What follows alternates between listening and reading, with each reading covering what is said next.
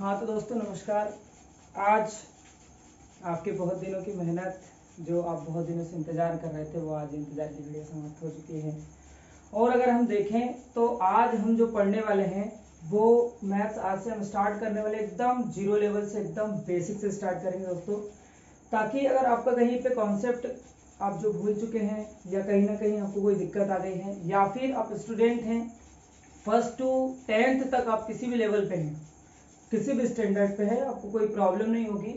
हम first to 10th तक एकदम ऐसे एकदम जीरो से लगा के 10th तक की सारी तैयारी करेंगे, वो सारे मैथ्स यहाँ पर कवर होंगे। इसके बाद मैं 10th के बेसिकली 10th एंड 12th के सारे एक्सरसाइज के सारे क्वेश्चंस के वीडियो अलग से बना के मैं अपलोड कर दूंगा। 10th और 12th के स्पेशली अलग से वीडियो मिलेंगे। बाकी 10th तक जितने भी मैथ्स हैं सारी क्लासों के, वो सब आपको एक साथ मिलेंगे।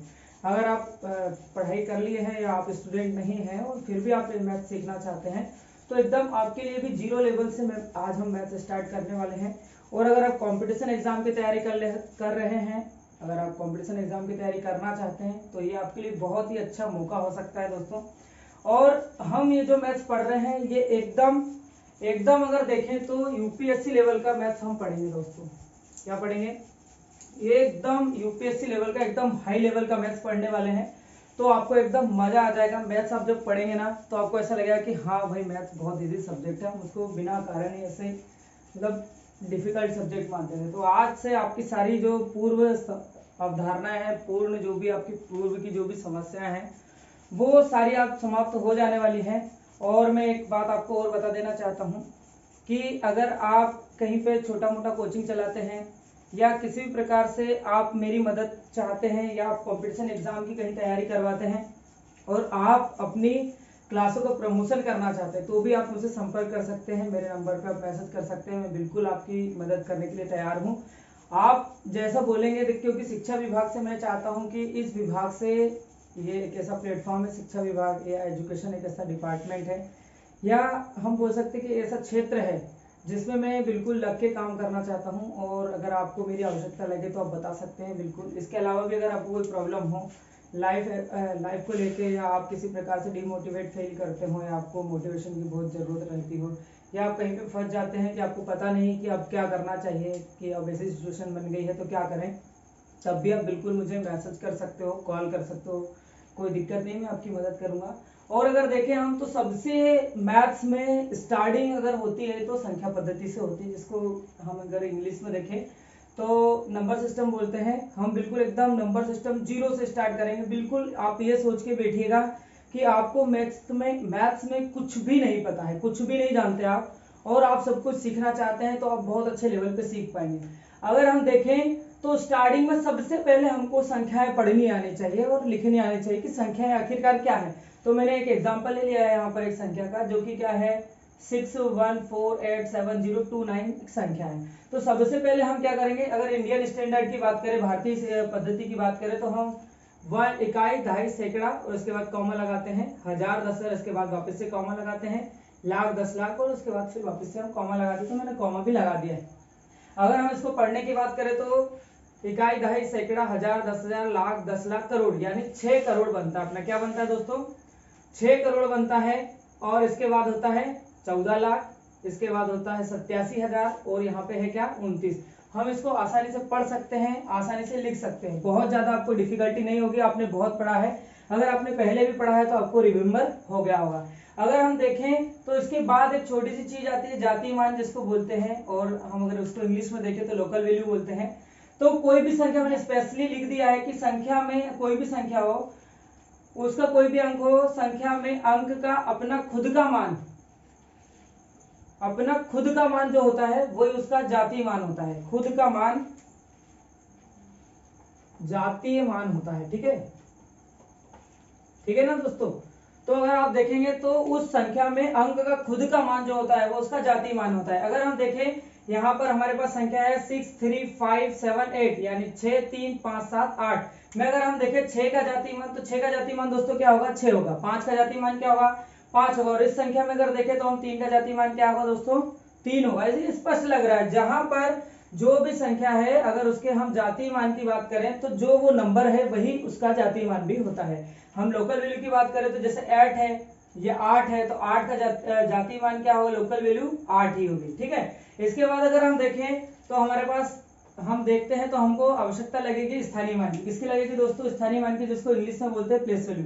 अगर हम बात करें प्लेस वैल्यू की, तो हमारे पास एक वही नंबर मैंने वापस से ले लिया है 63578। अब ये नंबर है दोस्तों, तो इसमें अगर हम बात करें किसकी, 5 का स्थानीय मान दोस्तों। अगर हम 5 के स्थानीय मान की बात करें तो ये यहाँ पर हमारा 5 कहाँ मिलता है दोस्तों, यहाँ पर मिलता है। तो हमने इस 5 को ले लिया है और इसके बाद 1 इन 2 डिजिट है, तो हम क्या करते हैं 20 लगा देते हैं। अगर हम बात करें 20 हमने क्यों लगाया, क्योंकि दोस्तों यहाँ पर ये है इकाई और ये है दहाई। तो दहाई के अंक के लिए हमको क्या करना पड़ता है, 10 का मल्टीप्लाई करना है। और ये कौन सा है, सैकड़ा, तो यहाँ पर किसका मल्टीप्लाई करना पड़ता है, 100 का दोस्तों। और अगर यहाँ पे अगर ये यहाँ पर 3 की बात करें तो यहाँ पर हम किसका करेंगे, 1000 का। वेरी गुड, हम 1000 का करेंगे। और अगर यहाँ पर 6 की बात करें तो यहाँ पे किसका करना पड़ेगा हमको दोस्तों, 10,000 का गुना करना पड़ेगा। यानी 6 का स्थानीय मान क्या होगा, अगर हम 6 का देखें तो 6 1 2 3 4 1 2 3 4 शून्य लग जाती है दोस्तों। अगर यहाँ पर देखें हम तो कितनी शून्य लग रही है, 1 2 3 और 4। तो आपको समझ में आया होगा कि हम इसमें अगर 6 का हमको स्थानीय मान निकालना है तो हम क्या करते हैं, उस संख्या को 6 को लिख देते हैं और उसके बाद जितने अंक है उतनी हम शून्य लगा देते हैं। क्यों लगा देते हैं दोस्तों, क्योंकि ये 6 जो है वो कौन से स्थान पे है, 10,000वें स्थान पर है। कौन से स्थान पर है, 10,000वें स्थान पर है। तो हम क्या करते हैं, 10,000 में किसका गुना कर देते हैं, 6 का गुना कर देते हैं। तो अगर 6 का गुना करें तो ये 6 कम 6 हो जाएगा और 1 2 3 4 शून्य, तो 1 2 3 4 शून्य। तो इस तरह से हम इसका स्थानीय मान निकाल सकते हैं। तो ऐसे ही किसी भी नंबर का निकाल सकते हैं। तो देखा हमने यहाँ पे देखा है कि 5 का स्थानीय मान क्या है, 500 है। तथा अगर बात करें हम 7 का स्थानीय मान, तो 7 का स्थानीय मान कहाँ है दोस्तों, यहाँ पर है। तो 7 में क्या होगा, 7 में हम क्या कर देंगे, 10 का गुना कर देंगे, तो कितना हो जाएगा, 70 स्थानीय मान हो जाएगा। बहुत सरल है ये क्वेश्चन, स्टार्टिंग से है। मुझे पता है कि आप लोगों को ये सब सारी चीजें पता होगी वैसे तो, लेकिन फिर भी जिनको नहीं पता थी उनको भी आज पता चल गई होगी। अब हम इसके बाद अगर देखें तो अब हम देखेंगे विभाज्यता के नियम इसी चैप्टर में। किसमें देखेंगे, इसी चैप्टर में विभाज्यता के नियम देखेंगे। क्योंकि विभाज्यता के जो नियम हैं इनके अलावा अगर हम देखें, इन विभाज्यता के नियमों को अगर छोड़ दें तो बहुत सारे जो क्वेश्चन रहते हैं मैथ्स के, उनमें हम डिवाइड नहीं कर पाते। या फिर हम उनमें क्या कर सकते हैं, उनमें अगर भाग विधि का हम उपयोग करें तो भाग विधि में हमको पता नहीं चल पाता कि 2 का भाग कब देना है, 3 का कब देना है, 5 का कब देना है। तो विभाज्यता के नियम के हम अंतर्गत देखेंगे। तो बस एक 3 का नियम और है हमारे पास 5 का नियम। हमारे पास दोस्तों अगर हम बात करें तो हमारे पास 2 का नियम, हमारे पास कब 2 का हम भाग दे सकते हैं ये हमको पता होना चाहिए। अगर हम देखें बात करें हम, यदि किसी संख्या का इकाई अंक क्या हो दोस्तों, 0 हो, 2 हो, 4 हो, 6 हो और 8 हो। अगर इन संख्याओं में से कोई संख्या होती है या 8 में से कोई अंक हो तो वह संख्या 2 से पूर्णतः विभाजित होगी। अगर हम किसी संख्या की बात करें और उस संख्या में 0 2 4 6 और 8 कौन से स्थान पर हो दोस्तों, इकाई के अंक पर हो। किस पर हो, इकाई के अंक पर हो, तो वो संख्या 2 से पूर्णतः विभाजित हो जाएगी। जैसे हमारे पास कुछ एग्जाम्पल है। अगर इस संख्या की बात करें तो ये 97,352 है। क्या है, 97,352। और इसकी इकाई प्लेस की बात करें तो 2 है दोस्तों यहाँ पर। और हमने नियम में क्या पढ़ा है कि 0 2 4 6 8 हो तो वो संख्या क्या होगी, 2 से विभाजित हो जाएगी। तो यहाँ पर 2 है तो ये संख्या 2 से विभाजित हो जाएगी, हमको देखने की ज्यादा जरूरत है ही नहीं। अगर हम इस संख्या 584 की बात करें तो इकाई अंक क्या है दोस्तों, 4 है।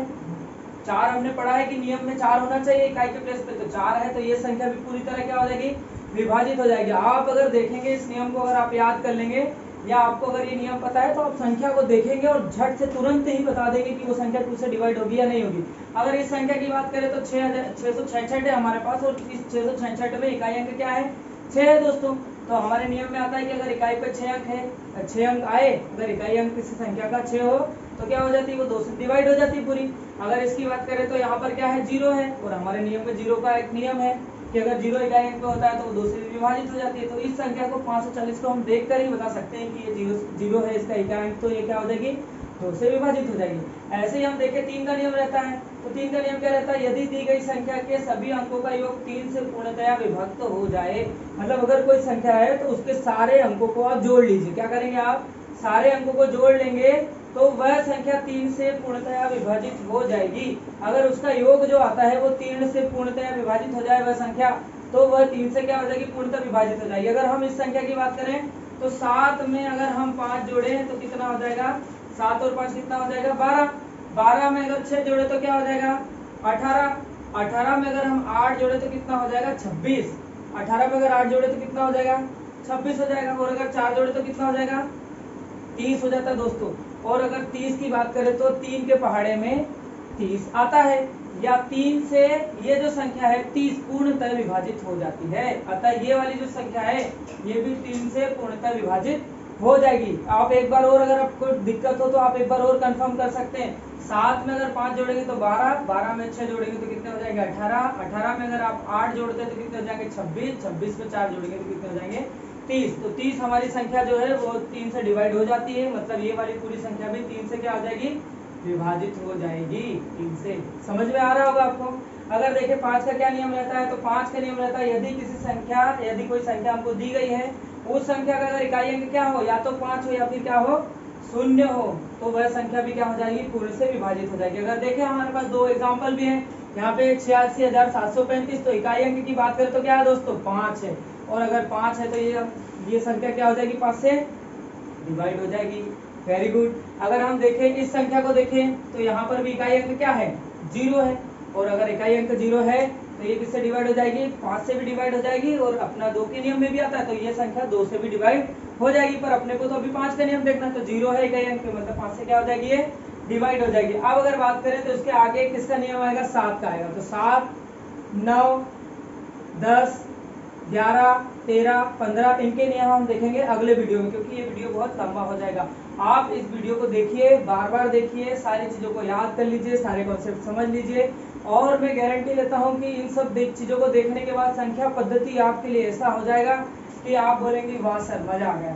तो आप विभाजिता के नियम याद कर लीजिए।